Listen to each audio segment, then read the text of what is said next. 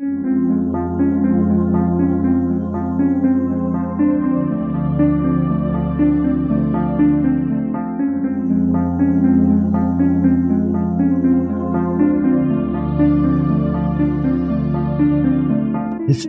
tells the story of the world and of our lives.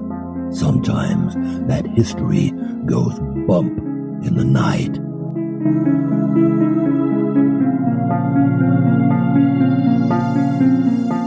Broadcasting from the center of oddity and the supernatural in Central Florida, it's the History Goes Bump podcast.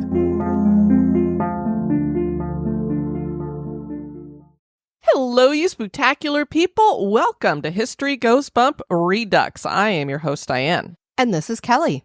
Kelly, on this Redux, we're going to be going to Canada. Awesome. We're going to be talking about Fort Edmonton. Are you ready to go back? I'm ready.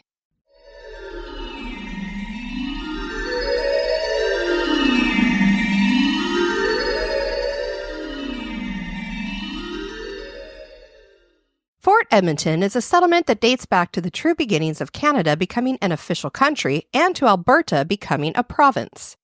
This would be a series of trading posts that were built on the north bank of the North Saskatchewan River. It played a key role in history with both European settlers and the natives that lived on the land. Today, this is a cultural center and museum that reputedly has unexplained activity. Join us as we explore the history and hauntings of Fort Edmonton.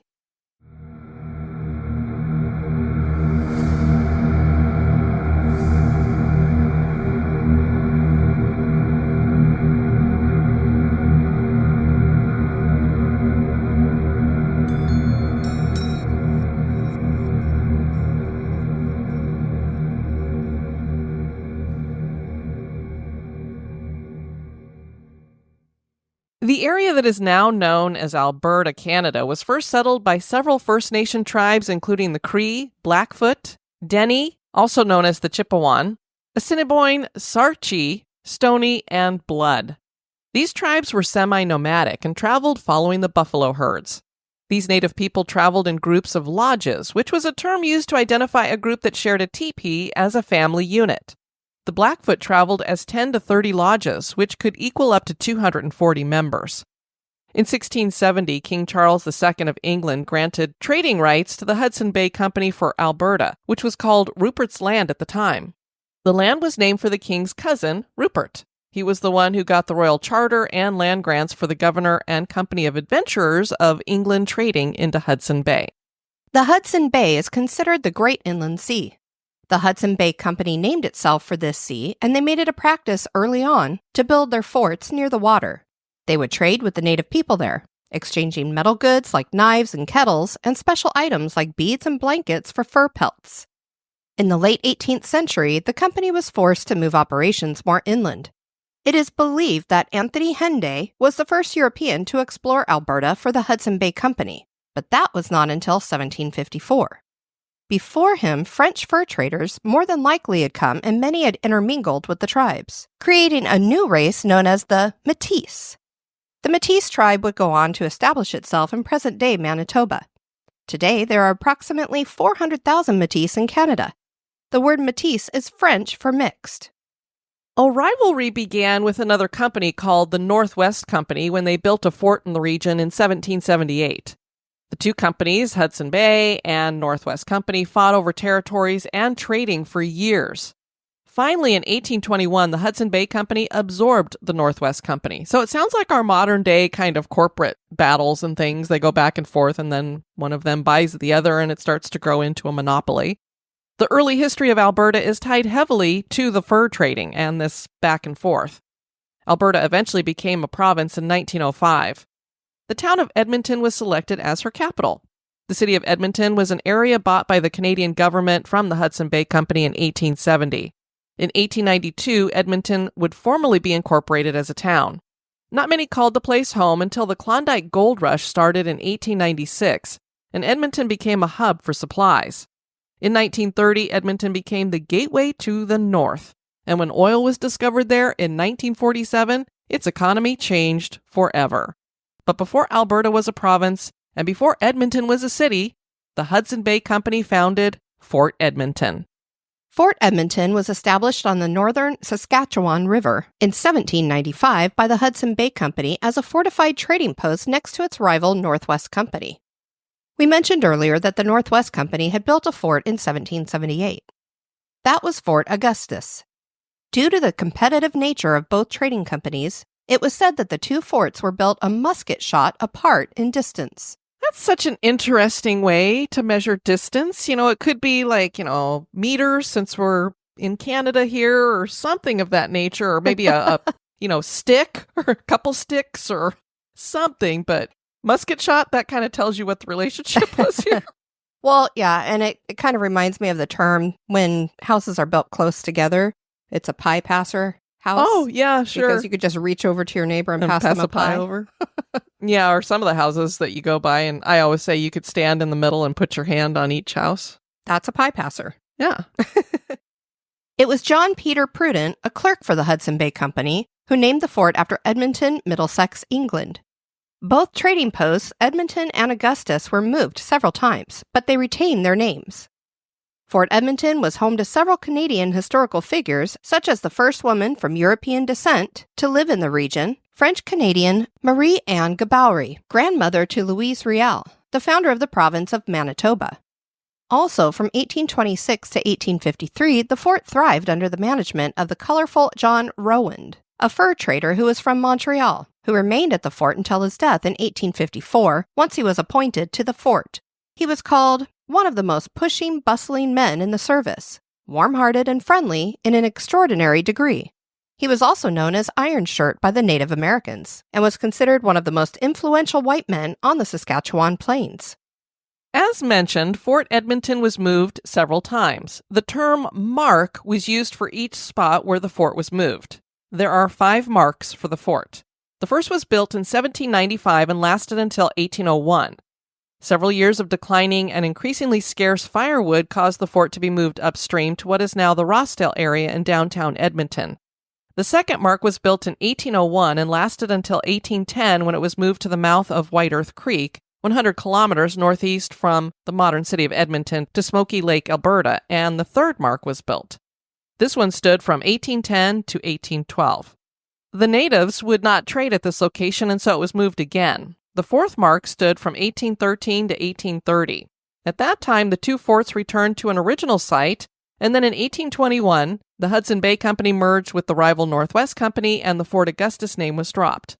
Finally, in the 1830s, the fifth and final mark of Fort Edmonton was completed. The fort had to be moved to higher ground after a severe flood, and it is this site where the Alberta Legislature building now sits. In 1843, a chapel was built inside the fort, but it was later decided that it was distracting to the fur trading business. You gotta love that. God's kind of distracting what we're doing over here with the fur trading. Good grief. Gotta leave. There was talk of moving it, but it remained and was even replaced with a new chapel in 1857. Eventually that was moved outside of the fort. So I guess the fur trading won in the end. Through the years, several noteworthy explorers came through or stayed at the fort. James Sinclair, son of the Hudson's Bay Company president, twice led large parties of settlers halfway across Canada, from the Red Valley to the Columbia Valley. In 1845, artist Paul Kane visited and produced several pieces of art while he was there.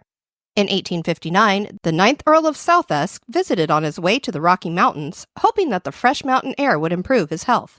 From 1870 to 1885, the fort was under the threat of First Nation warfare quite regularly. The Cree chief Maskipiton was killed during a battle with the Blackfoot. 15 years later, the fort was in the middle of the Northwest Rebellion. The Edmonton telegraph wire was cut, and settlers went behind the old wooden palisade, but luckily they were not attacked. In 1915, the fort was demolished. In 1969, the fort was reconstructed about 3 miles upstream from the final site of Fort Edmonton. This would be a way for families to learn about and enjoy the history, and it was officially dubbed Fort Edmonton Park. The fort has streets named after historical dates and time that represent the different periods of 1885, 1905, and 1920. Visitors could take a train or the old streetcar for a ride or stroll leisurely. There's food available and delicious treats to munch upon. Guests can pop into the visitor center that is at the front of the park. The fort was built from materials spanning all the marks. Buildings from the other periods were found and moved to the park as well. For this reason, people believe this has caused spirits to be attached to Fort Edmonton Park.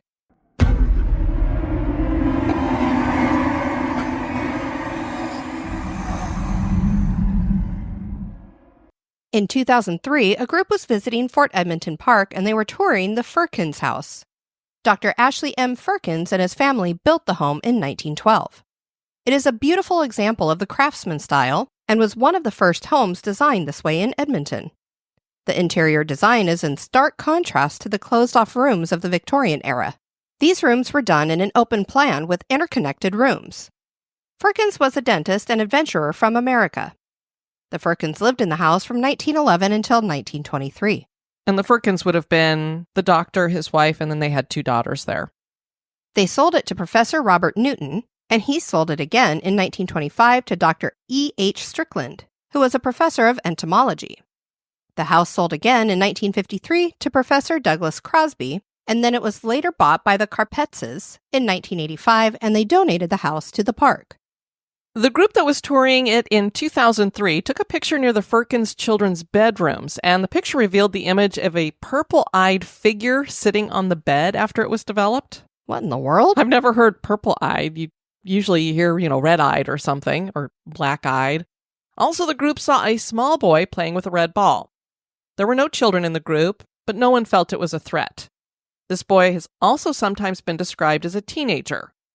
Kim DeGuy 4061 wrote, I went there years ago, and while coming down the stairs, I felt like someone was pushing me down. It felt like I wasn't wanted to be there.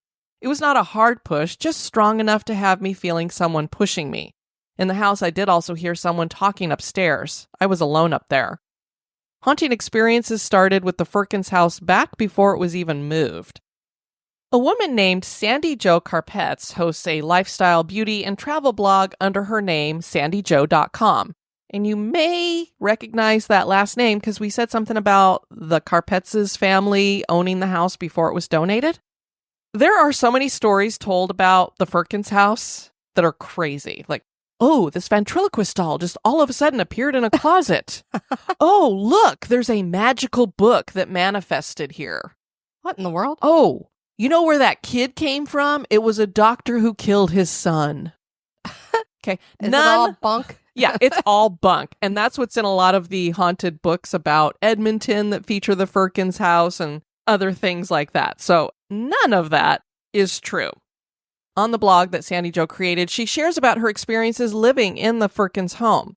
Her parents were the previous owners of the house, and they donated it in 1992.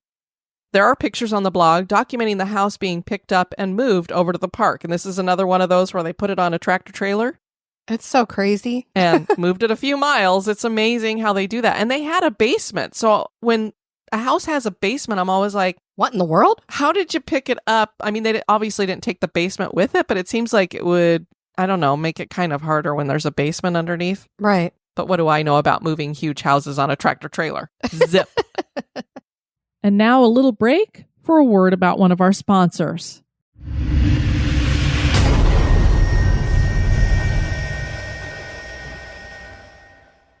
Sandy Jo and her sister Katie made a video on YouTube sharing their ghostly experiences when they lived in the house because they wanted to settle the record straight. They were like, people are making up a bunch of stuff here, and that none of that has happened in this house. None of that is true.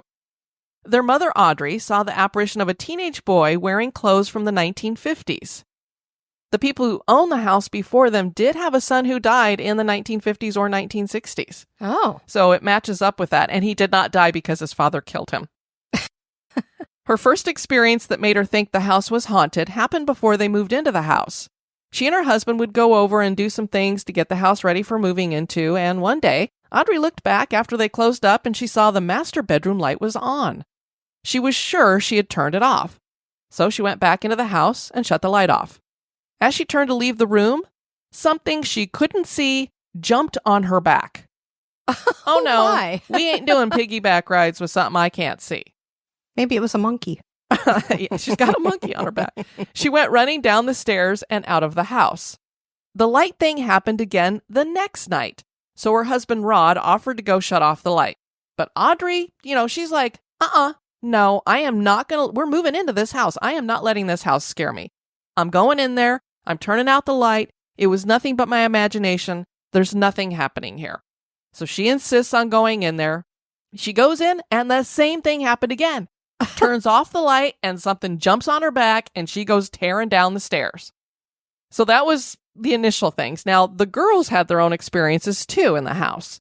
Katie would tell her mother in the mornings, the man came and visited me last night. She's like... Just like la-di-da. Yeah. He just came to hang out for a little bit. She would claim that he sat on the edge of the bed and her mother would tell her it was her guardian angel so she wouldn't get scared. Well, it could have been. You never know. When Sandy Jo was a baby, her mom heard a coochie coochie coo. Oh my God. Come through the baby monitor. Gosh. Oh no. We do not want to go saying coochie coochie coo, especially if it's jumping on backs. I don't know. She immediately thought it was Katie, who was older, going in and waking up her baby sister. Audrey headed to the room. You can imagine she's getting ready to scold Katie. Why did you wake the baby? I finally got it asleep. And she found Katie in the living room. This room was at the bottom of the stairs and Katie was happily playing. If she had just been in her sister's room upstairs and doing the coochie coochie coo, waking up the baby and stuff, and then knew she was going to get busted, so tore down the stairs and is in the living room playing, how does a kid do that? Especially because this is an old house with wooden stairs and they creak really bad. And the girls demonstrated because they went over to the house because they still visit it on a regular basis and made a video of them walking up and down the stairs. And there's no way anybody came up or down those stairs without the mom hearing something. Yeah. And then to all of a sudden be like, yes, I'm just playing here in the front room. Nothing's happening. La-da-dee, la-da-da. Just couldn't have happened that quickly. It would have been very weird for her to have been able to accomplish that.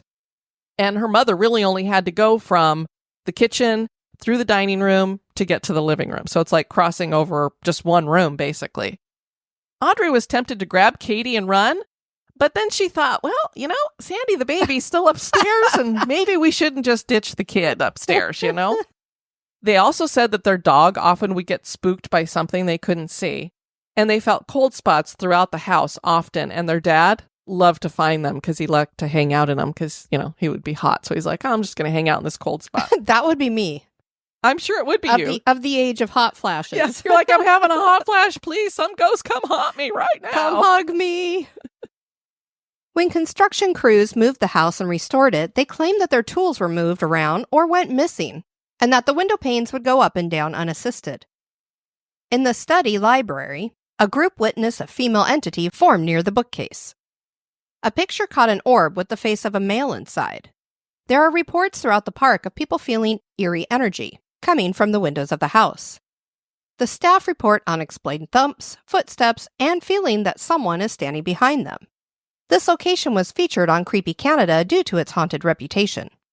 Employees claim that several items on the show were fabricated, including a haunted ventriloquist doll and a book of magic. As I mentioned earlier. Yes. And most employees say that nothing haunted is going on anywhere in the park. At least, that is what they were saying when we recorded the original episode back in 2015. Yeah, so I transfer over the same notes and just update things and, you know, do some editing and stuff like that. So as I was putting that there, I'm like, wait a minute, how can all these employees be saying nothing haunted is going on there? Because I know I saw that they offer ghost tours there. So clearly something's happening. And sure enough, when the pandemic started in 2020, the park had to do something else to generate revenue because you couldn't have big, large groups just coming through. They had to have like small, controlled groups. I wonder what we could do. Wait, people have been saying this place is haunted. So they invited Ghost Hunt Alberta to come out and investigate the property. Tell us, is there really something going on here? And while you're at it, could you show us how to do that ghost hunting thing? So that's what happened. And since then, the park has hosted ghost tours. In October of 2024, Products Operations Supervisor Sam Strelak told the Edmonton Journal that he has seen and heard things he can't explain while conducting ghost tours in the Firkins house. He said, I've heard furniture move when we're down here, doors creaking, footsteps, scratching on the other side of doors. The Edmonton Journal also shared that in 2007, a junior electrician turned off the lights and headed for the stairs when he suddenly felt something grab him from behind like a hug. Kind of sounds like something jumping on your back. Similar Yes. Experience here. Kind of backs up what the mom claimed. He bolted from the home, trying to escape whatever had a hold on him. When he got downstairs and bolted out the door, the lights on the upper floor were on again. So I think he was in there to try to repair this stuff, and then he turned off the lights, goes outside, and the darn lights are on again. Craig Baird, who goes by CDN History EHX, wrote on a Threads in October 2024, "A few years ago, I was visiting the house. While I was walking back towards the stairs, I looked back to see a door chain jumping as if someone was shaking it. It was a very strange thing to see, even if it was just a small little bit of haunting." The Firkins house isn't the only haunted location. The Rowand house is also haunted. This is a huge 3-story building on the property that was originally built by John Rowand in 1842. He was the chief factor in charge of the Hudson Bay Company's Saskatchewan district. He was the one mentioned that the natives called Iron Shirt. His home was the largest and most luxurious house in the area at the time. They served food on china, which was unheard of at a trading post. Can you imagine? And when you go in, it looks like a hunting lodge. I love that. Indeed, the interior of the house is very rustic with wood floors, walls and ceiling, and stone fireplaces. The house was reconstructed in 1973. People have heard disembodied footsteps and seen shadowy figures. So I don't know if something was connected to the wood, and some of this wood is original from the Rowand house. If they moved the whole thing piece by piece, I'm not exactly sure how the movement took place, or even if everything here is original. So I'm not sure where those hauntings are coming from. And it does say on their website, if they go into one of these locations and there's no activity going on, then you might get a special treat of getting to go into one of the other buildings. So I'm thinking there's some other haunting activity going on the property, but we haven't done the tour and it hasn't been shared publicly, so I don't know exactly what they're getting in these different buildings. Are the spirits of the explorers from the past still clinging to the fort? Could spirits have followed their moved homes to this new location? Is there something about the land and connection to the indigenous people who once lived here causing the weird feelings people have at this location? Is Fort Edmonton haunted? That is for you to decide. Sounds like a great place to check out. If you guys have been there, let us know. And if you had anything strange happen to you there, we'd love to hear about it. I want to thank you guys for joining us on this Redux. I've been your host, Diane. And this has been Kelly. You take care now. Bye-bye.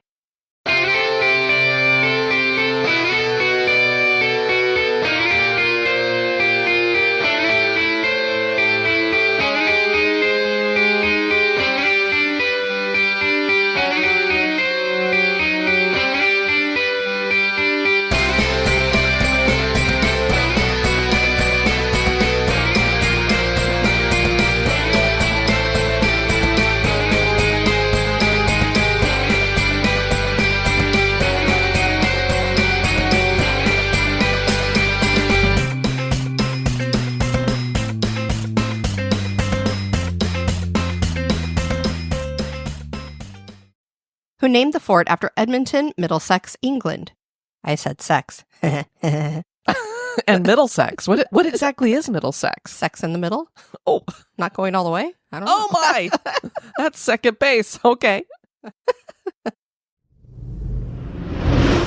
Dr. Ashley M. Firkins and his family built the home in 19... It wasn't coming out of my mouth right. And most employees say that nothing is going on anywhere in the park. You got to say haunted. Oh. That's the key word there, Kelly. Got to include that one.